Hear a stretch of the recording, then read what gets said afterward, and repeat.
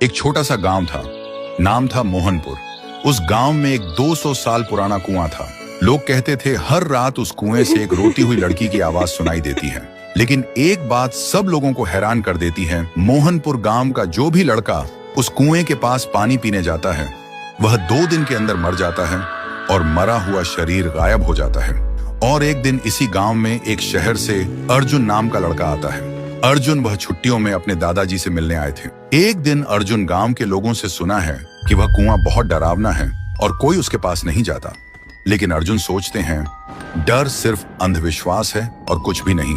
एक दिन धूप में जाते हुए अर्जुन को प्यास लगी और बिना किसी से पूछे वो सीधा उस कुएं से पानी पीने चला गया। तब अचानक से एक लड़की का चेहरा सामने आया। अर्जुन डरा हुआ था और तुरंत वहां से भागकर घर पर चला गया। उस रात उसे नींद नहीं आती। हर समय उसे लगता है कोई उसे देख रहा है और कोई बुला रहा है। अब उसे भी डर लगने लगा था। फिर सुबह अर्जुन ने एक बुजुर्ग से पूछा, चाचा ये कुआं इतना डरावना क्यों है? चाचा ने बोला, यह कुआं बहुत पुराना है। यहाँ से आधी रात में एक लड़की की रोते हुए आवाज निकलती है और वह लड़की हमेशा लड़कों को ही अपना शिकार बनाता है। आज तक इसका राज कोई समझ नहीं पाया। इस बात को सुनकर अर्जुन वहां से निकल पड़े और घर में आकर एक पाखंडी बाबा को कॉल करके बुलाता है ताकि इसका राज क्या है वह जान पाए। और आखिरी दिन पाखंडी बाबा आता है और गांव के सभी लोग इकट्ठा होता है। पाखंडी बाबा उस कुएं को देखकर कांपते हुए कहता है कि यह तो बहुत ही भयानक है। कुएं के अंदर जो भी है उसको पकड़ना मेरे बस के बाहर है। ऐसे बोलकर पाखंडी बाबा उस गांव से निकल पड़े। ऐसी स्थिति में गांव वाले का डर और भी बढ़ जाता है।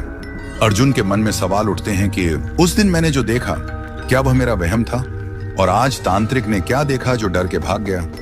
आखिरी दिन अर्जुन आधी रात में कुएं के पास एक पेड़ के पीछे छुप जाता है। अर्जुन देखा है कि कुएं के अंदर से एक अजीब सा रोने वाला लड़की का आवाज सुनाई देता है और तभी कुएं के अंदर से एक लड़की बाहर निकलती है। थोड़ी देर बाद एक लड़का गाड़ी लेकर गांव से गुजरता है। वह लड़की उसके सामने आ जाती है और लड़की उस लड़के को मार देता है और लड़के का शरीर गायब हो जाता है। अर्जुन यह सब देखकर हैरान रह जाता है। उसके दिमाग में एक ही सवाल घूमता है कि यह लड़की कौन है जो लड़के को ही अपना शिकार बनाते हैं, लड़कियों को क्यों नहीं?